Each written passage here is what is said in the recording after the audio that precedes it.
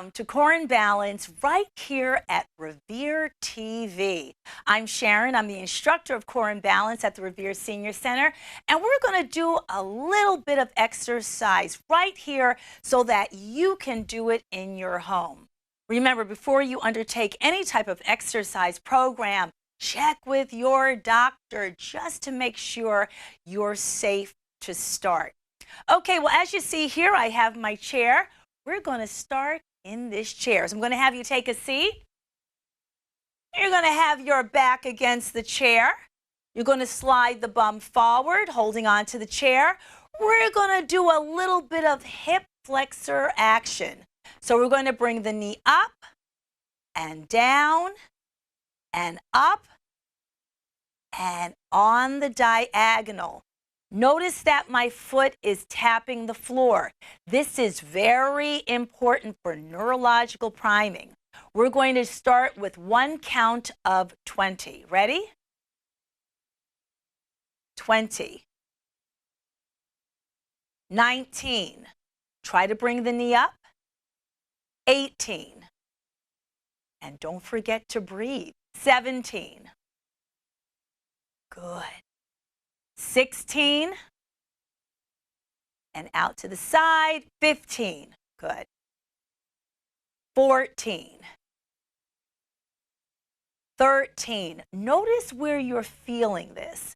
12, right in the hip flexor there. 10, good.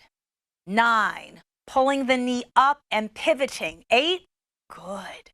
7, are you still breathing? 6, 5, perfect. 4, 3, good. 2, and 1. Good. Take a rest. Sometimes when you're working the hips like this, a way to rest the hips is to stand up. So this actually helps the hip flexors to rest a little bit because you're stabilizing them. Inhaling through the nose, exhaling to the mouth. Remember that breathing pattern is very important for good heart health. Okay, now let's go to the other side. So once again, you're going to assume the position. Your back is against the chair, extending out that leg. So now we're doing the opposite legs. Whichever leg you used before, do the other one. Okay, we're going to go for 20, where we come up, out to the side, and come back down. Holding on to that chair. Ready? Counting backwards. 20. And 19. Good. And 18. And 17. Good.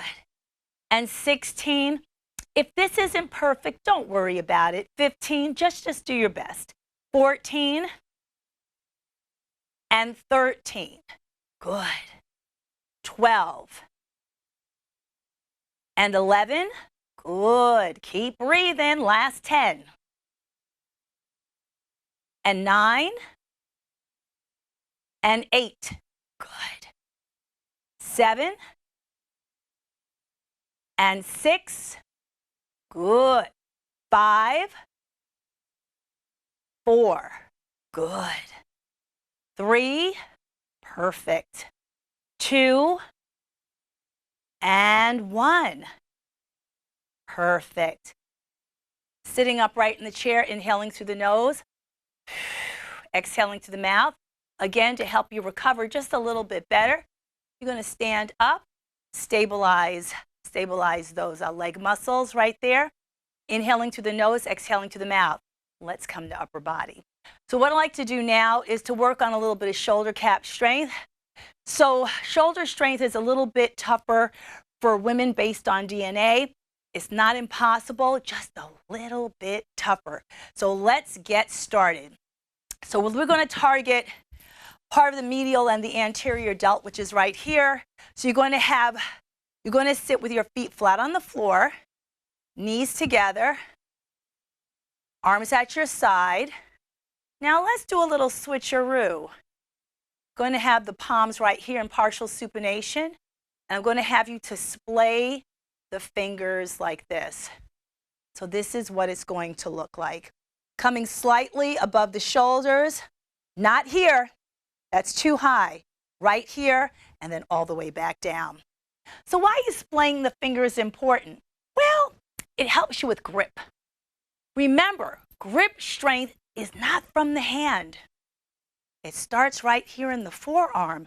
So as you can see, when I'm making a fist, you can actually see the short head of my tricep engaged. See that little horseshoe right there, right?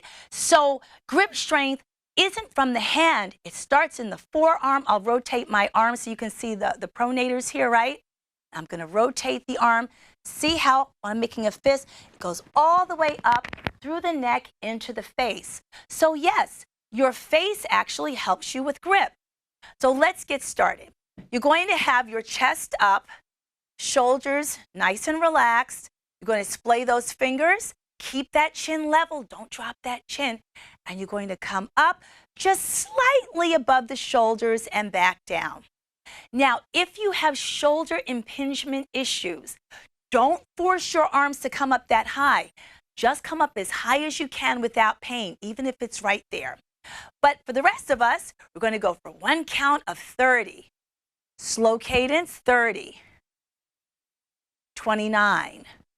And you're breathing, 28. 27, breathing. 26, good. 25, watch that chin. 24, good. 23, 22, good. 21, 20, and 19, 18. You're going to start to feel the burn in the shoulder. 17, 16, 15, 14, keep the fingers splayed, okay? 13, 12, 11, breathe, 10, breathe, 9, 8, 7, good, 6, 5, perfect, 4, 3, 2, and 1, coming back down. Inhaling through the nose, exhaling to the mouth. So you should have felt a little bit of a burn right through there. So why is it burning? Well, the muscle's running out of oxygen. And that sort of discomfort you feel is your brain saying, stop. However, and unfortunately, in order to gain strength in the muscle, you have to cause a little bit of damage to it, so that when you rest, the muscle remodels itself so that it becomes stronger. It actually heals itself and gets stronger. It's the only way, and unfortunately, you really can't circumvent that. Okay, we're going to come back to lower body. I like this next exercise because it makes you look really cool. Okay, so you're going to sit back in the chair, and you're going to cross the leg over like this. See how cool you look already? Okay, you're crossing your leg over like you're at a party or something. So this is a fixed horizontal position right on that x-axis, right? We're going to bring the knee up and down like that. If for whatever reason you cannot cross your leg, that's okay. The modification is this. You're going to have both legs together like this, and the movement is going to be like that. Notice my foot stays off the floor. So you're going to cross that leg over, holding on to the base of the chair. So you're going to strive to bring that knee straight up and down. Because this is a little tough, we're going to drop that number down to 25. 25, 24, good. 23, 22, 21, 20, good. 19, 18, 17, 16, 15, good. 14, 13, 12, pull, 11, pull, 10, good.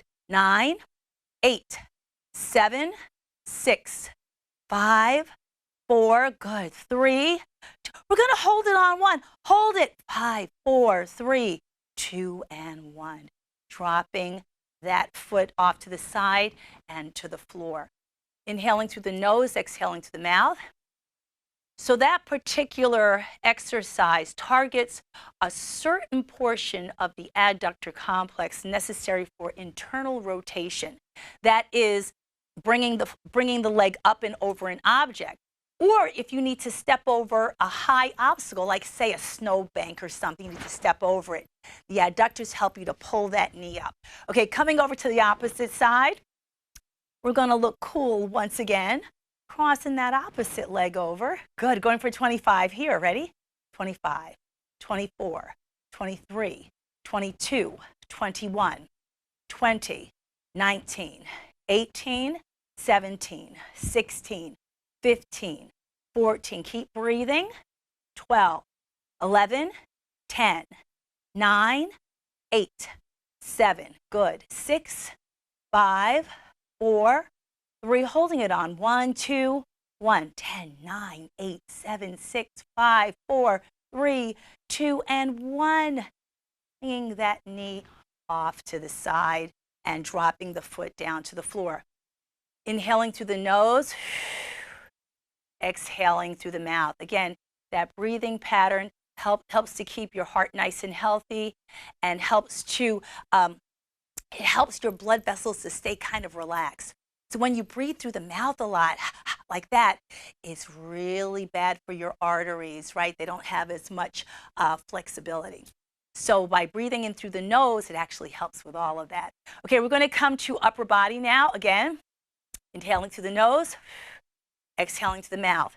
Now we're going to have a bidirectional movement where we work the anterior delt and the posterior delt. So anterior means front, posterior means rear. So you're going to sit straight up in the chair, and you're going to have your hands on your shoulders like this. So try to keep your chest up. Move my hair out of the way, out of the mic. And the movement is going to be coming in and then coming back out.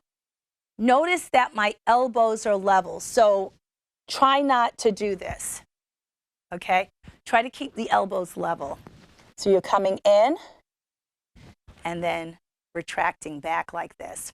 One count of 25, 25, and back, 24, and you're breathing, 23, good, 22, squeezing back, 21, good, 20, 19, and that back is off the chair, 18, don't lean back, 17, 16, 15, good, 14, perfect, 13, 12, 11. Now you're going to start to feel this in the neck. 10, 9, 8, good, 7, 6, 5, 4, good, 3, 2, and 1.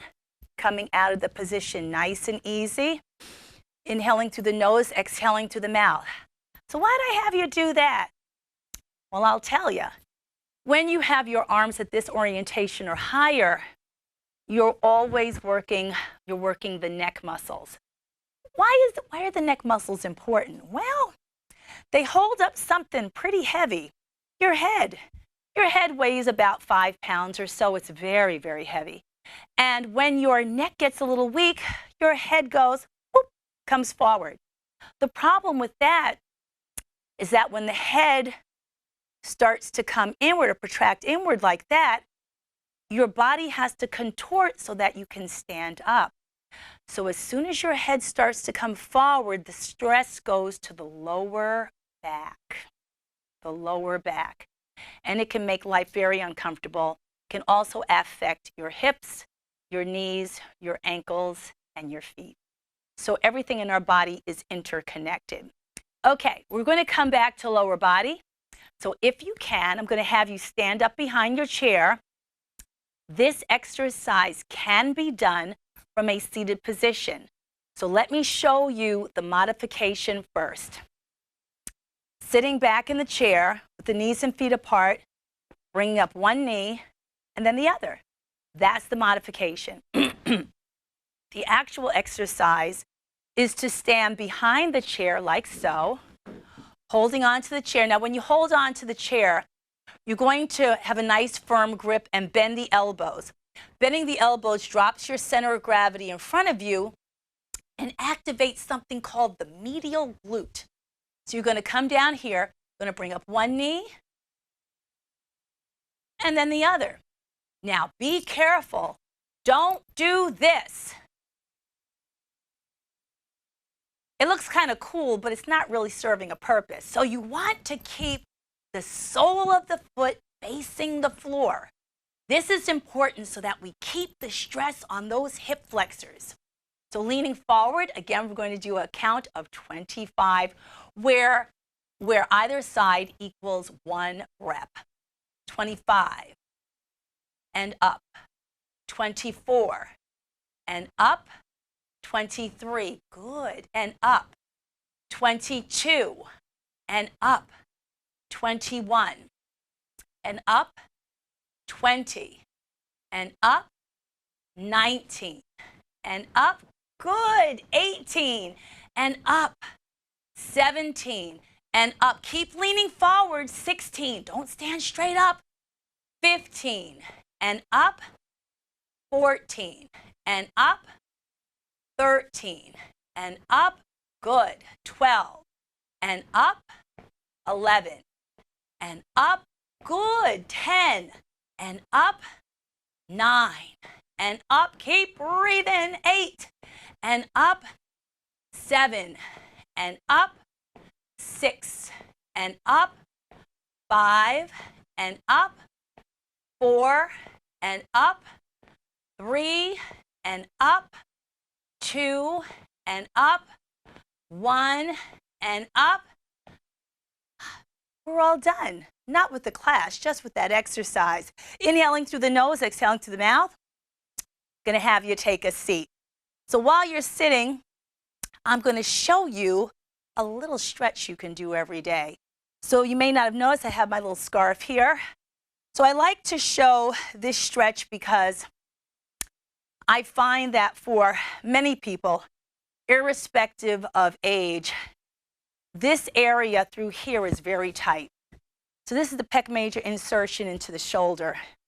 Because we live our lives here, we eat, we use a telephone, this area here gets very tight.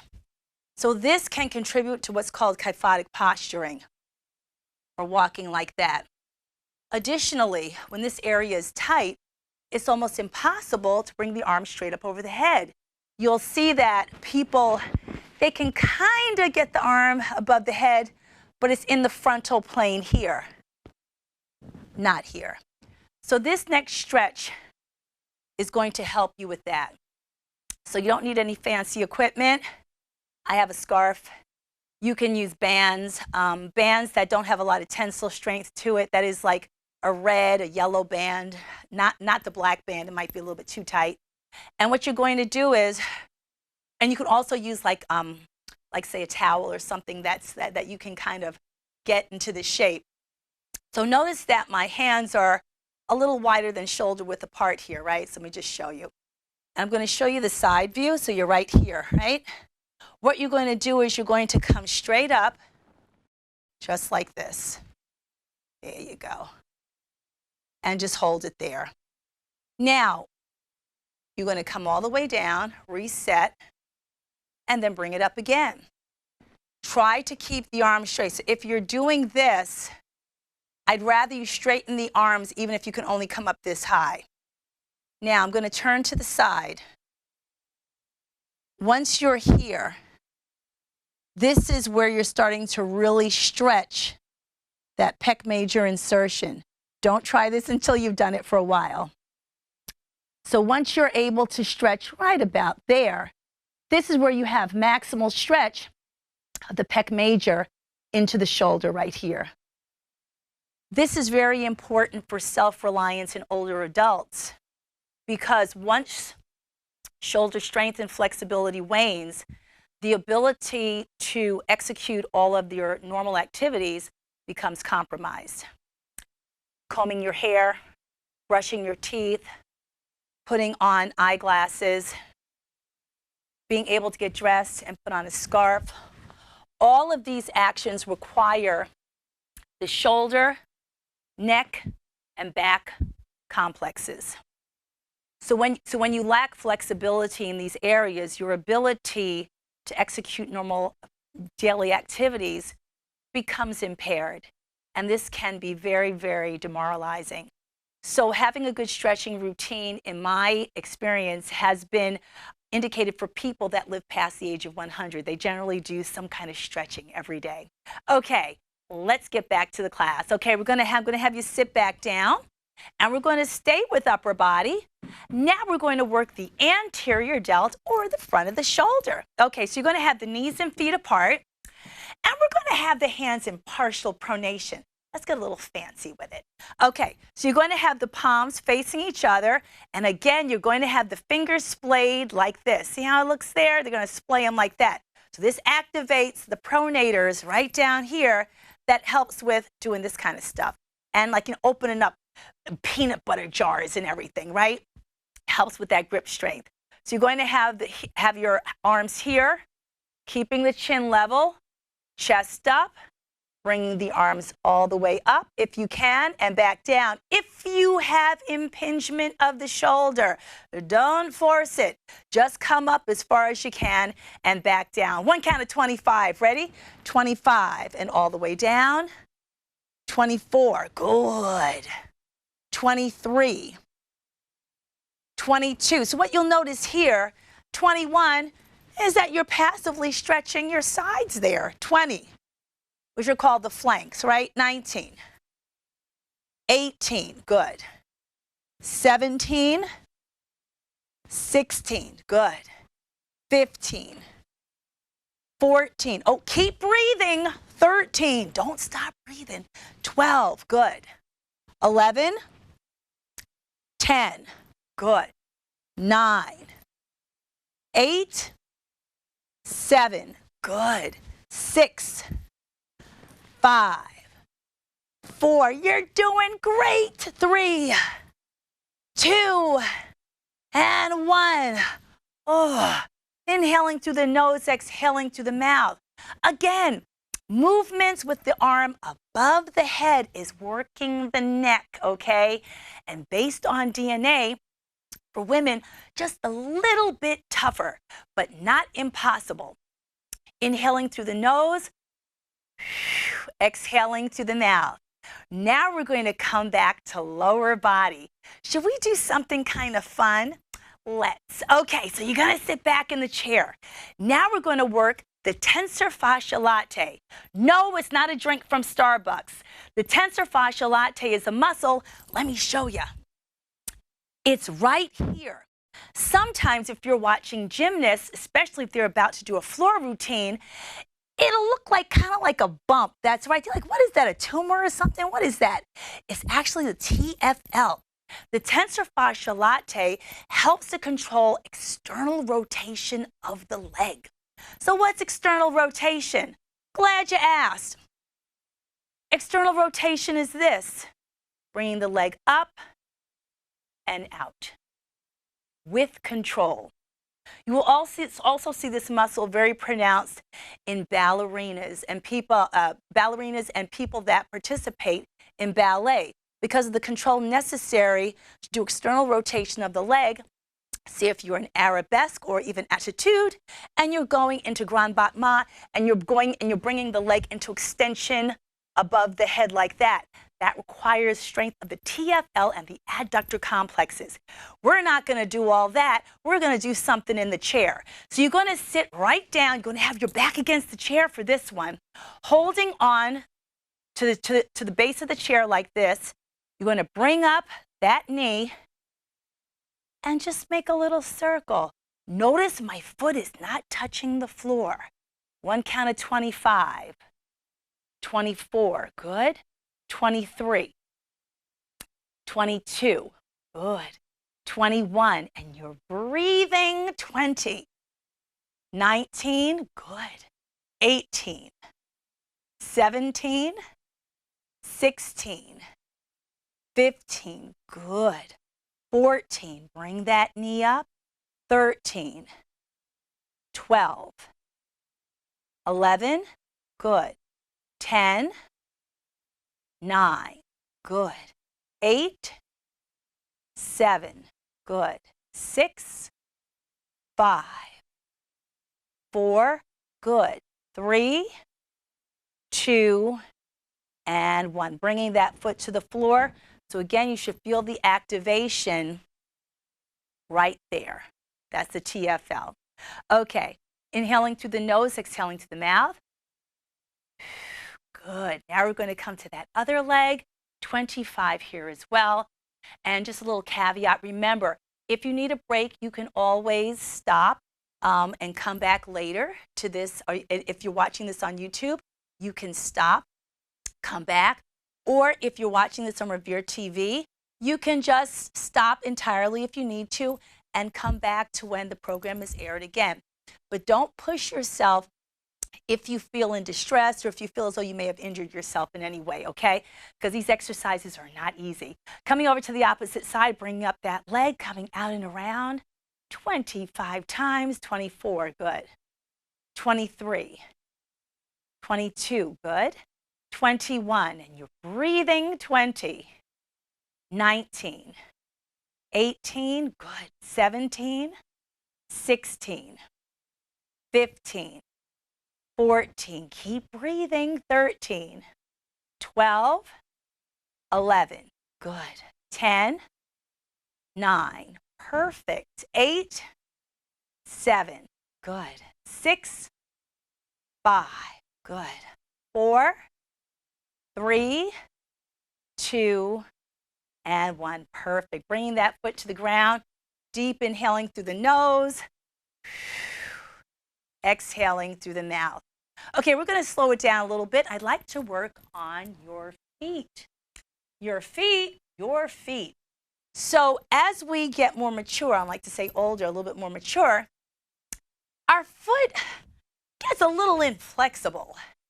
So generally when you walk, right? When you walk, you kind of roll off with the foot and you should push off with the toe. Well, what happens sometimes, and this is irrespective of age, but generally as we get older, the foot becomes more like a block, and we just don't have that same kind of flexibility in the ankle and the toes. So we're going to do a little drill right now to hopefully help you with that. You can do this at home. Now, preferably you should not have your shoes on. So if you're home, just take those little shoes off. Am I wearing socks? Yes, I am. I'm going to take those shoes off. So we're going to do this in the chair. So hopefully we can get a side shot of this. Hopefully, we're going to do a front shot. There go my little feet. Okay, so this is how we're going to do it. You're going to bring the feet back, and you're going to try to point the toes like that. See what I'm doing? And bring it back. And point the toes, and bring it back. Let's do 10 more. 10. Good. And 9. And 8. Good. And 7. Pulling the toes back. 6. And 5. 4. 3. We're going to hold it on 1, 2. And we're going to hold it on 1 in this position.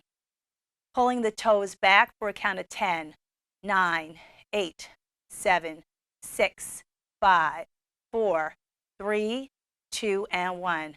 Relaxing the feet. We're about to do another set of those. So why is bringing the toes back so important? Well, some people suffer from what is called a drop foot. So a drop foot kind of means the foot kind of like, when you're walking, the foot kind of doesn't kind of clear the floor. This is due to a weakness of what's called the tibialis anterior. The tibialis anterior is located right on the outer aspect. Oops, there we go. The outer aspect of the calf right there. When this gets weak, the ability to bring the foot back up is now impaired. So what happens? The foot drops down. So the ability to bring the foot up is lost, become lost as we get a little bit older. So when I have you hold a static position with that toe, what's called dorsiflexion, right? This helps to activate this area of the leg, which can also abate knee issues, which can help to take the stress off the knee. So we're going to do another count of our flexion and extension. Let's do 25, pointing the toe, and now flexing back. 25, 24, 23, good. 22, so try to point the toe down. 21, 20, there you go. 19, 18, 17, good. 16, 15, perfect. 14, 13, 12, 11, 10, 9, 8, 7, good. 6, do you feel it a little bit? 5, 4, good. 3, 2, and 1, good. Relaxing those feet. Inhaling through the nose, exhaling through the mouth. Perfect. So that's an exercise you can do every day from a seat. I feel like Mr. Rogers a little bit. I'm going to keep talking while I put my shoes on. So that's an exercise you can do every day, you know, for a few minutes. Put on a show or something, point the toe and flex them. Again, you don't want to have your shoes on when you're doing that because you want to really engage the muscles of the feet. Okay, so now we're going to come back to upper body. We're going to do what's called horizontal abduction. So what does that mean? Just do that. So you're going to have your arms, your palms facing together. Relax shoulders, keeping that chin level. This is to also open up the pec major area there. Bringing the arms back. We're going to do one count of 25 here. 24, good. 23, good. 22, 21, keeping the chin level. 20, and 19, good. 18, 17, bringing the chest up. 16, 15, good. 14, 13, 12, 11, 10, good. 9, 8, 7, good. 6, 5, 4, 3, 2, and 1. Good. Again, you're going to notice that you feel this in the back of the neck and your shoulder right through here. Anytime that arm is here or higher, right, you're automatically using the neck. You're using the neck. The neck is very, very important. And just a word of advice, never, ever use weights around your head. I have heard of that being done. In my professional opinion, it is very, very dangerous. You only use weights on the head as indicated by a licensed professional or your physician. You don't just take it upon yourself to strap weights to your head and start doing neck exercises. Very, very dangerous. Okay, inhaling through the nose, exhaling to the mouth. Now we're going to come back to lower body with a little bit of more fun. We're going to do our speed drill in the chair. So you're going to sit back. Oh, this should be interesting. Let's put a little bit of neurological engagement in it, okay?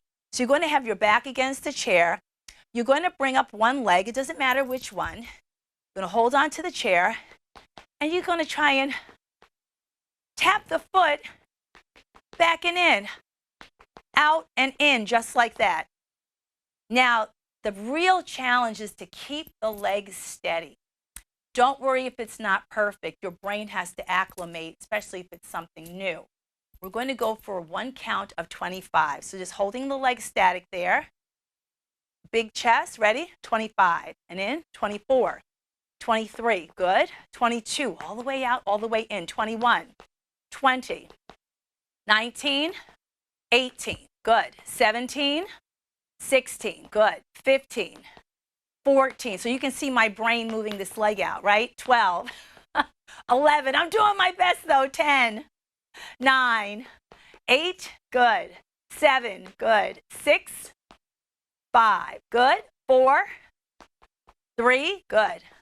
2, and 1, good. So why is that important? Well, what this does, it trains the brain to keep one leg stationary whilst the other one is in dynamic motion. This can be important if you are, say, stepping onto an escalator or off an escalator. An escalator moves at a fixed velocity, right? So the stairs are going up or going down at a given rate.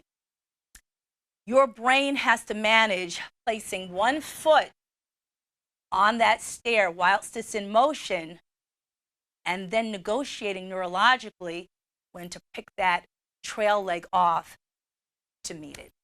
So this can be very, very important in terms of balance where that is concerned. Generally speaking, if you encounter an escalator and you get a little nervous, take the stairs. When your brain gives you pause to do something, it usually means neurologically your brain can't handle it. That's why it gives you that interruption. So don't fight that, especially if it's a very steep escalator or it has high population density. There are a lot of people on the escalator. Just take the stairs or the elevator. Okay, we're going to come over to that opposite side. So we're going to plant that foot there. And we're going to bring, wait a minute, we had it here before. Okay, so now we're going to keep it here. I forgot which way we were doing it. Okay, so now we're going, wait a minute, it's this way. That's it, now I got it. We're going to keep this leg up, the opposite leg up, and we're going to bring the opposite leg back and in for a count of 25. I finally got it. 24, good. 23, 22, out and all the way in. 21, good. 20, 19, breathing, 18. 17, good. 16, 15, good. 14, 13, 12, good. 11, 10, 9, good. 8, 7, good. 6, 5, good. 4, 3, 2, and 1, good. Bringing that foot down, inhaling through the nose, exhaling through the mouth. So this, again, this exercise helps with a sort of neurological multitasking. Sometimes people say, well, you can't do two things at once. Yes, you can. However, one of those tasks must be automatic. So in other words, if you're doing two different activities that the brain is not acclimated to, then it becomes becomes very difficult. But if one thing is automatic, then you can multitask. That's why when you watch your favorite performers, maybe playing the guitar or the piano, and they're speaking to the audience, they can do that because their brain is neurologically acclimated. So a person who's just learning an instrument wouldn't be able to talk while they're playing it because their brain hasn't figured out how to kind of put everything together yet. Okay, inhaling through the nose, exhaling through the mouth. We're going to come back to upper body. Now we're going to work the back of the shoulder again. This is external rotation, and we incorporate a shrug. So you're going to sit straight up in the chair with your arms at your sides. Hopefully we can get a side shot so you can see it, where the shoulders come up and back. Notice that my chin remains level. So you don't want to drop the chin because that closes everything off. So when you keep the chin level, you're working the neck and opening up that whole thoracic area right there, right? The chest area. So with your arms at your side, driving the shoulders up and back. Try to keep that chest up. One count of 25, 24, 23, 22. Now all the exercises I'm showing you, 21, can be done with weights. 20, 19. But please note, 17, whenever you work with weights. 16, 15, your positioning must be spot on. 13, because you can injure yourself if it isn't. This is 10, 9, good. 8, 7, good. 6, 5, 4, keep that head stationary. 3, 2, and 1, and relaxing. So if you were using weights with this exercise, you would actually hold them like that. So again, if you're using weights in any exercise, your positioning, again, must be perfect. Even if it's 1 pound, whether it's 1 pound or 100 pounds, your form needs to be spot on so that you keep the stress on the targeted muscle and not on any other surrounding structures, okay? Now we're going to stay with upper body, and now we're going to do a front roll. So the back roll is hitting the back of the shoulder. The front roll is, again, hitting the neck. But now we're going to hit that anterior delt, which is right here, and also the pec major, which is right through there. The pec major goes all the way down. The tail goes up and into the shoulder. Okay, so we're going to come forward, one count of 25, 24, 23, 22. Try to keep the arms straight, okay? 21, 20, 19, good. 18, 17, 16, 15, 14, 13, 12, 11, 10, 9. Keep breathing. 8, 7, 6, 5, 4, 3, 2, and 1. Perfect. Inhaling through the nose, exhaling to the mouth. Let's do one more leg exercise and then start our cool down. So what we're going to do here, we're going to do what I like to call, it's not a squat entirely, it's a kind of mid-range squat. So this is to activate the bum. The bum is a muscle too. I bet you didn't know that. And it is essential for keeping stress off the knee.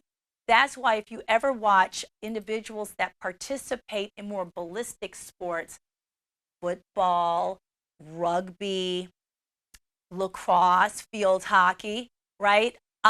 You'll see that the bum is very well developed because the bum and the hamstring is very well developed because that's what gives you the power of forward motion, lateral motion and all that. And it takes the stress off the knee. So for us mere mortals, we want to kind of activate those bum neurons, motor neurons, so that you keep stress off the knee, especially if you have things like arthritis going on. So I'm going to have you stand up in front of your chair. Please skip this portion of this program if you have issues with balance or if your knees are really bothering you today, okay? So what you're going to do is you're going to point the toes out because this opens up the hips, right? Keeps the hips open. And again, I'm going to ask Mr. Andrew, give me a side shot there. Okay. Don't get too close because I'm sticking the bum out. All right. So you're going to stick the bum out over the chair. We're just going to do 15 of these. Pushing up through the heel and dropping down. Keep those knees out. Don't let the knees pop in. 14. Good. 13. Good. And 12. So keep sticking the bum out. 11. Good. If you feel it in the knees, you're not sticking the bum out enough, okay? 10. Dropping down. And 9. Good. Pushing up through the heel. And 8. Good. 7. Sticking that bum out. 6. Good.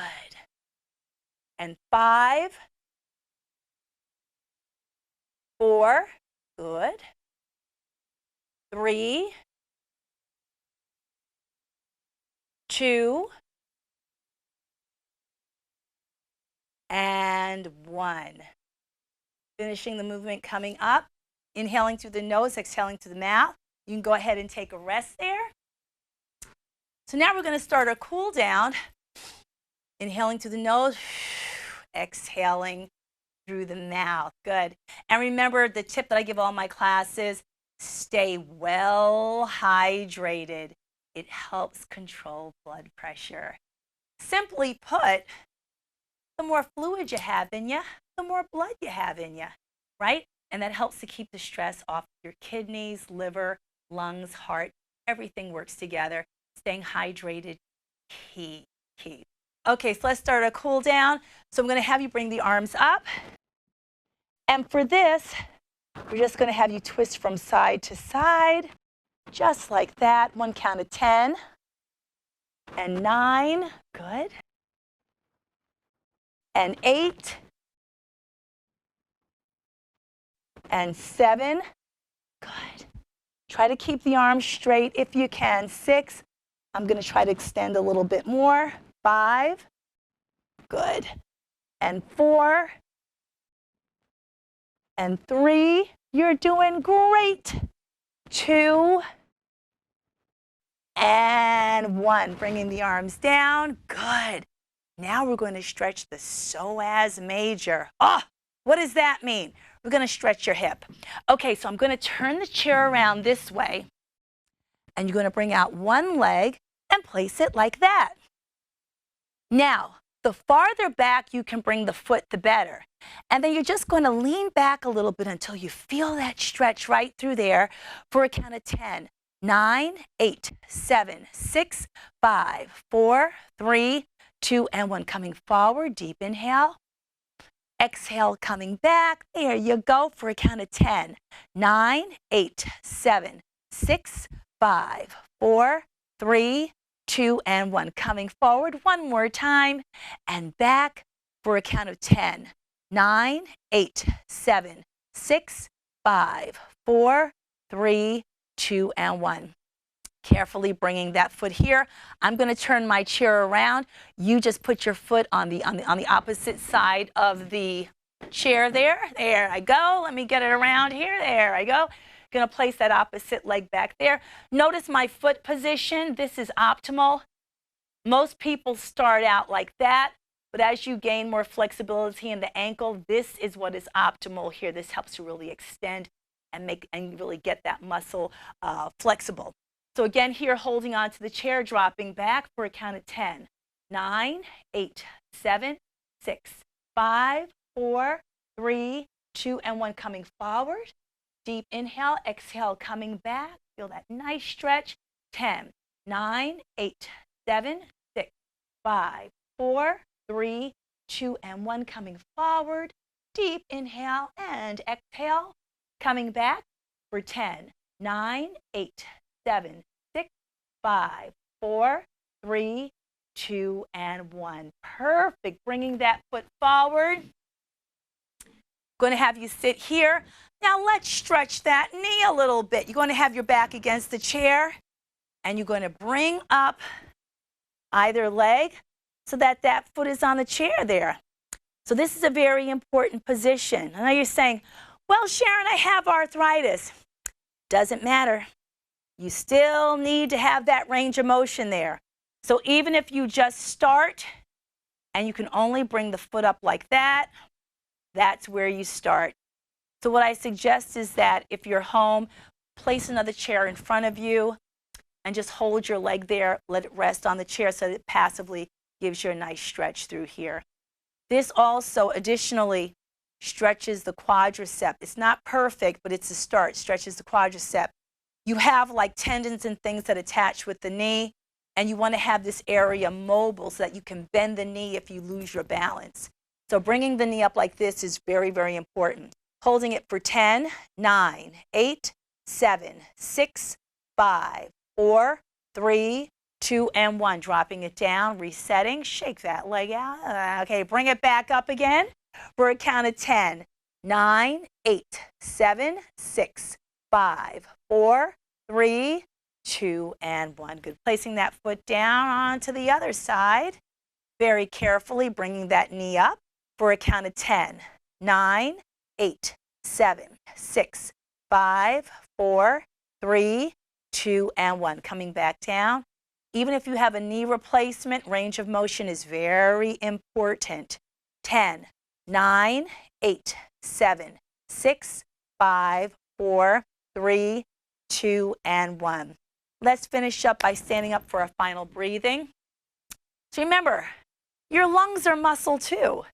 So lungs can also be worked out. For the purposes of this program, we just do our little breathing, but know that there are now therapies for people that have asthma and COPD, that actually breathing exercises that can actually help you. So this is part of it. Inhaling through the nose, bringing the arms up, and Full exhale coming out. The exhale is the hardest part. Deep inhale, pulling up. This is 3 of 4. Deep inhale, pulling up. And last time, deep inhale, pulling up. And thank you for joining me. Big thank you to the City of Revere and Miss Deb, the Executive Director over at the Revere Senior Center. They're a great staff. If you're a senior over the age of 65, come on down to the Senior Center. There's a lot of fun stuff to do. Until next time, bye.